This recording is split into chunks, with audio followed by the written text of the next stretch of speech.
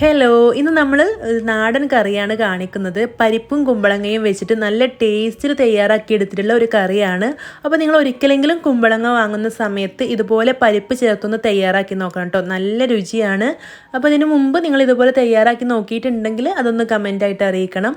അപ്പോൾ നല്ല ടേസ്റ്റി ആയിട്ടുള്ള വളരെ എളുപ്പത്തിൽ തയ്യാറാക്കി എടുക്കാൻ പറ്റിയ ഈ ഒരു കുമ്പളങ്ങ പരിപ്പ് കറി എങ്ങനെയാണ് തയ്യാറാക്കുന്നതെന്ന് കണ്ടു നോക്കാം. ഇവിടെ ഞാൻ കുക്കറിലാണ് തയ്യാറാക്കി എടുക്കുന്നത്. അതിന് വേണ്ടിയിട്ട് 1/2 കപ്പ് പരിപ്പ് നന്നായിട്ട് കഴുകി വൃത്തിയാക്കിയിട്ട് കുക്കറിലേക്ക് ചേർത്ത് കൊടുത്തിട്ടുണ്ട്. ഇനി നമുക്കിതിലേക്ക് കുമ്പളങ്ങ ഇതുപോലെ കഷ്ണങ്ങളാക്കിയിട്ട് ചേർത്ത് കൊടുക്കാം. ഇതിലേക്ക് മഞ്ഞൾപ്പൊടി ചേർത്ത് കൊടുക്കാം. കൂടെ തന്നെ ഈ ഒരു കറിയിലേക്ക് ആവശ്യത്തിനുള്ള ഉപ്പും കൂടെ ചേർത്ത് കൊടുക്കാം. ഇത് വേവിച്ചെടുക്കാൻ ആവശ്യമായിട്ടുള്ള വെള്ളം ഒഴിച്ചു കൊടുത്തിട്ടുണ്ട്. അപ്പോൾ ഓരോ കുക്കറിനനുസരിച്ചിട്ടും വെള്ളത്തിൻ്റെ അളവിൽ മാറ്റം വരാം കേട്ടോ. ഇവിടെ പെട്ടെന്ന് തന്നെ വെന്ത് വരുന്ന കുക്കറായതുകൊണ്ട് ഞാൻ കുറച്ച് വെള്ളം ഒഴിച്ചു കൊടുത്തിട്ടുള്ളൂ. ഇത് അടച്ച് വെച്ചിട്ട് ഹൈ ഫ്ലെയിമിൽ 2 വിസിൽ വേവിച്ചെടുക്കാം. എന്നിട്ട് ഇതിൻ്റെ ആവിയൊക്കെ പോകുന്ന വരെ മാറ്റി വെക്കണം. ആ ഒരു സമയം കൊണ്ട് നമുക്ക് അതിലേക്കുള്ള തേങ്ങാരപ്പ് ഒന്ന് അരച്ചെടുക്കാം.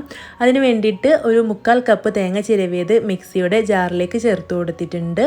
ഇനി അതിലേക്കൊരു 1/4 ടീസ്പൂൺ ചെറിയ ജീരകം ചേർത്ത് കൊടുത്തിട്ടുണ്ട്. ചെറിയ ജീരകം കുറച്ച് മതിയാവും കേട്ടോ. ഒരുപാട് ജീരകത്തിൻ്റെ ടേസ്റ്റ് ആയിട്ടുണ്ടെങ്കിൽ ഇതത്ര രസം ഉണ്ടാവില്ല. ഇനി ഇതിലേക്ക് എരിവിന് ആവശ്യമായിട്ടുള്ള പച്ചമുളകും കൂടെ ചേർത്ത് കൊടുക്കാം. അപ്പോൾ ഈ ഒരു സമയത്ത് മാത്രമേ നമ്മൾ പച്ചമുളക് ചേർത്ത് കൊടുത്തിട്ടുള്ളൂ. കുമ്പളങ്ങയും പരിപ്പും വേവിച്ചെടുത്ത സമയത്ത് മുളക് ചേർത്ത് കൊടുത്തിട്ടില്ല. അപ്പോൾ അത്യാവശ്യം എരിവിന് വേണ്ടത് ചേർത്ത് കൊടുക്കുക. നല്ല എരിവുള്ള മുളകായത് കാരണം ഞാനിവിടെ 3 ചേർത്ത് കൊടുത്തിട്ടുണ്ട്.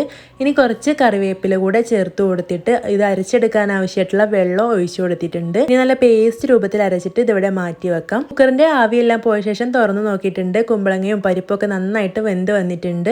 അപ്പോൾ ഇത് നല്ല പോലെ ഒന്ന് ഇളക്കി കൊടുക്കാം. കുറച്ച് സമയം ഇതുപോലെ നന്നായിട്ട് ഇളക്കി കൊടുക്കുക. ആ പരിപ്പൊക്കെ ഒന്ന് ചെറുതായിട്ട് ഉടഞ്ഞു കിട്ടാൻ വേണ്ടിയിട്ടാണ്. എന്നിട്ട് ഇനി നമുക്കിതിലേക്ക് നമ്മൾ അരച്ച് വെച്ചിട്ടുള്ള തേങ്ങാരപ്പ് ചേർത്ത് കൊടുക്കാം. ഇനി നമുക്ക് നന്നായിട്ടൊന്ന് മിക്സ് ചെയ്ത ശേഷം ഇതൊന്ന് തിളപ്പിച്ചെടുക്കണം. ഒരുപാട് സമയം തിളപ്പിച്ചെടുക്കരുത്, ജസ്റ്റ് ഒന്ന് തിളപ്പിച്ചെടുത്താൽ മതി. അപ്പോൾ ഇതുപോലെ തിളച്ച് വരുന്ന സമയത്ത് നമുക്ക് ഫ്ലെയിം ഓഫ് ചെയ്യാം. എന്നിട്ടൊരു പാന് ഗ്യാസ് സ്റ്റോപ്പിൽ വെച്ച് കൊടുത്തിട്ട് വെളിച്ചെണ്ണ ഒഴിച്ചു കൊടുക്കാം. ഒരു 2 ടേബിൾ സ്പൂൺ വെളിച്ചെണ്ണ ഒഴിച്ചു കൊടുത്തിട്ടുണ്ട്. ഇതിലേക്കൊരു 1/2 ടീസ്പൂൺ കടുകും കൂടെ ചേർത്തിട്ട് നന്നായിട്ടൊന്ന് പൊട്ടിച്ചെടുക്കാം. കടുക് പൊട്ടിക്കഴിയുമ്പോൾ ഇതിലേക്ക് വറ്റൽമുളകാണ് ചേർത്ത് കൊടുക്കുന്നത്. ഒരു 2 വറ്റൽമുളക് ചേർത്ത് കൊടുത്തിട്ടുണ്ട്. ഇനി ഇതിലേക്ക് ചേർത്ത് കൊടുക്കുന്നത് ചെറിയുള്ളിയാണ്. കടുകും ചെറിയുള്ളിയും ഒരുമിച്ചിട്ട് തൂമിക്കുകയാണെങ്കിൽ നല്ല ടേസ്റ്റാണ് കേട്ടോ. അപ്പോൾ ആ ഒരു ചെറിയുള്ളിയും കൂടെ നന്നായിട്ടൊന്ന് ഇളക്കി കൊടുത്തിട്ട് മൂപ്പിച്ചെടുക്കാം. ഇനി ഇതിലേക്ക് കുറച്ച് കറിവേപ്പില ചേർത്ത് കൊടുക്കുന്നുണ്ട്. എന്നിട്ട് നമുക്ക് ഈ ഒരു മൂപ്പിച്ചത് കറിയിലേക്ക് ഒഴിച്ചു കൊടുക്കാം. അപ്പോൾ നല്ല രുചിയുള്ള ഒരു പരിപ്പ് കറിയാണ്. നിങ്ങൾ എന്തായാലും തയ്യാറാക്കി നോക്കണം. തീർച്ചയായും നിങ്ങൾക്ക് ഇഷ്ടമാവും. അപ്പോൾ എന്നും ഒരേ രീതിയിലൊക്കെ കറി കഴിച്ച് മടുത്തെങ്കിൽ ഇടയ്ക്കൊക്കെ ഇതുപോലെയൊക്കെ ഒന്ന് ട്രൈ ചെയ്ത് നോക്കാവുന്നതാണ് കേട്ടോ. അപ്പോൾ ഈ ഒരു റെസിപ്പി നിങ്ങൾക്ക് ഇഷ്ടമായിട്ടുണ്ടെങ്കിൽ മറക്കാതെ ലൈക്ക് ചെയ്യണം. ചാനൽ സബ്സ്ക്രൈബ് ചെയ്യാത്ത കൂട്ടുകാരാണെങ്കിൽ ഒന്ന് സബ്സ്ക്രൈബ് ചെയ്തിട്ട് സപ്പോർട്ട് ചെയ്യണം കേട്ടോ. ഇനിയും ഇതുപോലുള്ള ഈസി ആൻഡ് സിമ്പിൾ റെസിപ്പീസൊക്കെ ആയിട്ട് നമുക്ക് വീണ്ടും കാണാം. താങ്ക്